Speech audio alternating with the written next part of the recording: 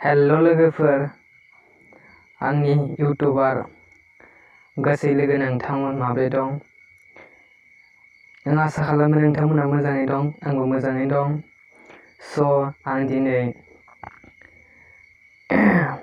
मा बागै बुंनो सानदों नोंथांमोना टाइटेलाव नायनानै मिन्थिखाबाय जानांगौ। आं बेखौनो बुङो दि बे जोंनि ससियेल मिडियायाव मा जागासिनो? गावसोर मोजां मोनलायगोन, सोलेर गेलेगोन, सेल्फि लागोन, भिडिअ खालामगोन, जोंनि ससियेल मिडियायाव आपल'ड होगोन। गावसोरखौ बिराद गिदिर बायसामोन नामा? नायनाय लोगोफोर, बे आब'आ गावनि फिसाजो बैसोनि समानजों माबोरै सोलेरनि रमान्टिक गेलेनानै ससियेल मिडियायाव भाइरेल खालामदो। मा बुंगोन बे जोंनि बर'फोरखौ?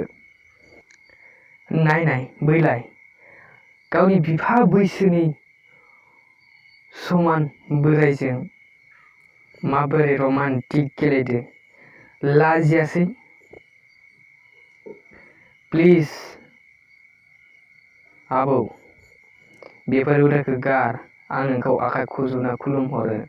जोंनि ससियेल मिडियायाव बेफोरबायदि लाबोबाय थानांगौ। लोगोफोर, भिडिअआ बेखिनियावनो जोब्बाय। माने आं बे भिडिअखौ बानायनो गोसो गैयामोन। दिनै मानो होनबा बिराद गोसो जानानै बे भिडिअखौ बानायनाय जाबाय। भिडिअखौ मोजां मोनोबा लाइक, कमेन्ट, शेयार खालामदो आरो लोगोसे आंनि चेनेलखौबो साबस्क्राइब खालामदो।